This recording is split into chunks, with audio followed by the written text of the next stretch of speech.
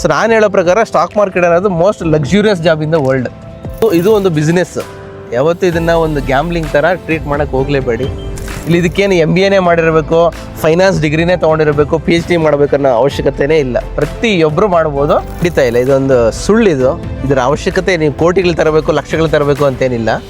So ಕೋಟಿಗಳು ಲಕ್ಷಗಳಿದ್ರೆ ನಿಮ್ಗೆ returns ಜಾಸ್ತಿ ಬರುತ್ತೆ, ಅದು ಒಂದು ಪಾಯಿಂಟ್ ಅದಿದೆ. ಬಟ್ ನಿಮ್ಗೆ ಬಿಗಿನಿಂಗ್ ಇನ್ವೆಸ್ಟ್ಮೆಂಟ್ ಅಂತ ನೀವು 100 ರೂಪಾಯಿಂದನೂ ಸ್ಟಾರ್ಟ್ ಮಾಡ್ಬೋದು.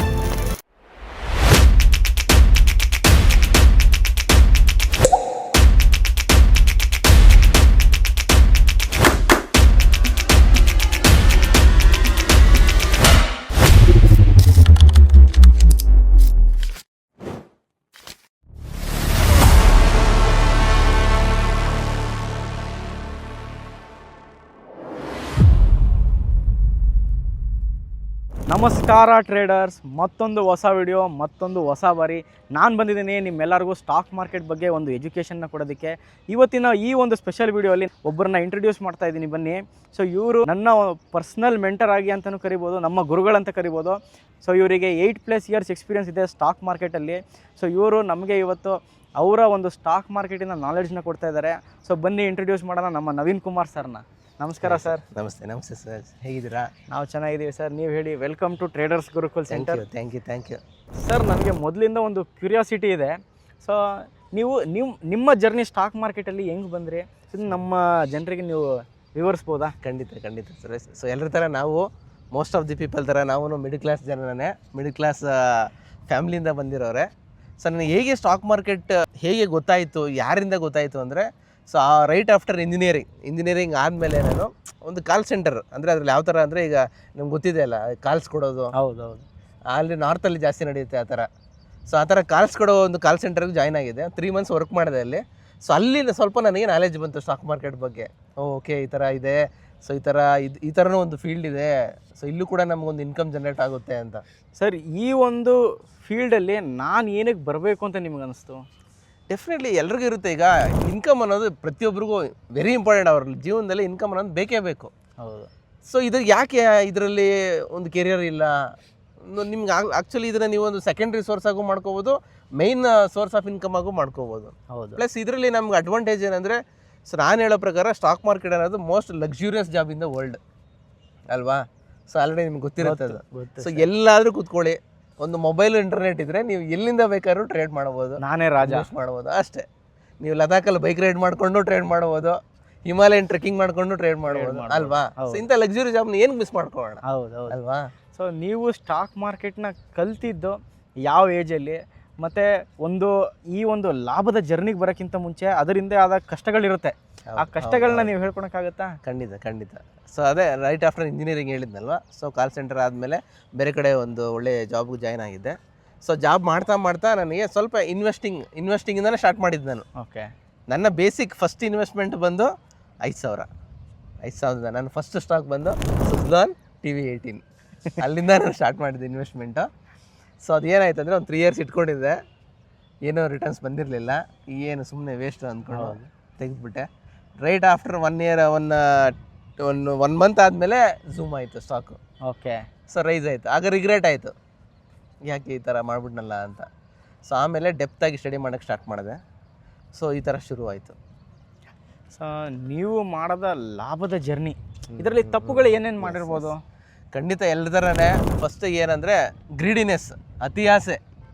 ಬೇಗ ದುಡ್ಡು ಹಾಕಿ ಬೇಗ ದುಡ್ಡು ಮಾಡಬೇಕು, ಜಾಸ್ತಿ ದುಡ್ಡು ಮಾಡಬೇಕು, ಡಬಲ್ ಮಾಡ್ಕೊಬಿಡ್ಬೇಕು ಒಂದೇ ವಾರದಲ್ಲೇ ಇಲ್ಲ ಒಂದೇ ತಿಂಗಳಲ್ಲೇ.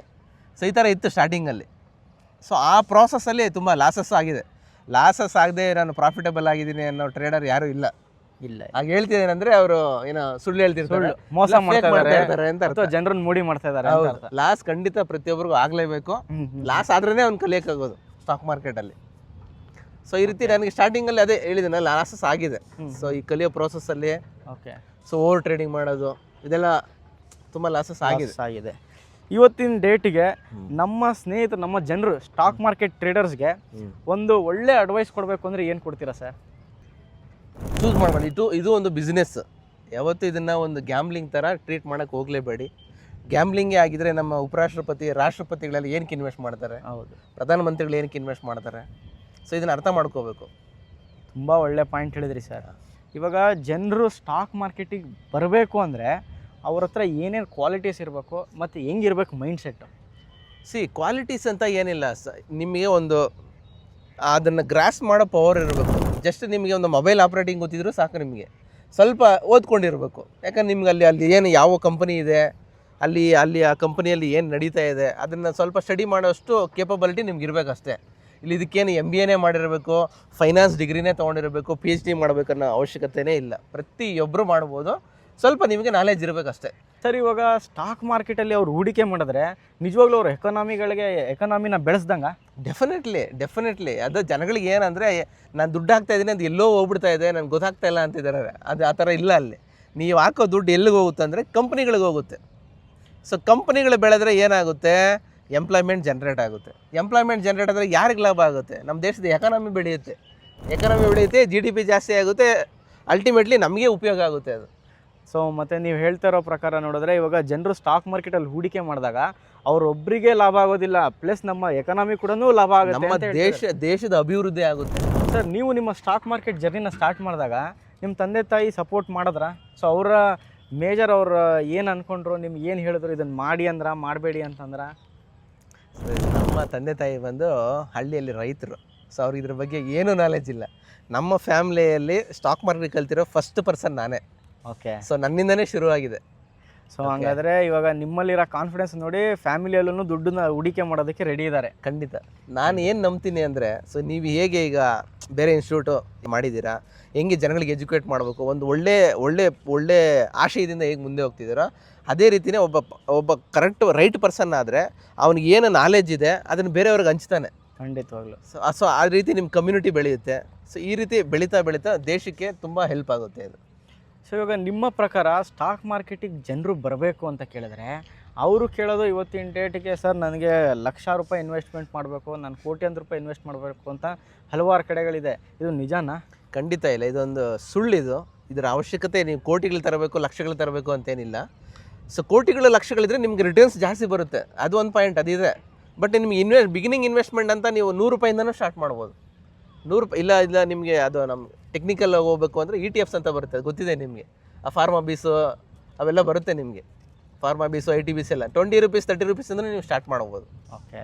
ಸೊ ಈ ಥರ ನಮ್ಮ ಇನ್ವೆಸ್ಟರ್ಗಳು ಒಂದು ಸಣ್ಣ ಅಮೌಂಟಿಂದನೂ ದುಡ್ಡನ್ನ ಹೂಡಿಕೆ ಮಾಡೋದಕ್ಕೆ ಸ್ಟಾರ್ಟ್ ಮಾಡ್ಬೋದು. ಸೊ ಪ್ರತಿಯೊಬ್ಬರೂ ಶುರುವಲ್ಲಿ ಬಂದಿದ ತಕ್ಷಣ ಬರೀ ನಾನು ಲಾಭ ಮಾಡಬೇಕು, ನಾನು ಸ್ಟಾಕ್ ಮಾರ್ಕೆಟಲ್ಲಿ ಸಕ್ಸಸ್ಫುಲ್ ಟ್ರೇಡರ್ ಆಗಬೇಕು. ಇವತ್ತು ನಾನು ನವೀನ್ ಸರ್ ಆಗಲಿ, ಸೂರಜ್ ಅವ್ರನ್ನಾಗಲಿ ನೋಡಿದ್ದೀನಿ.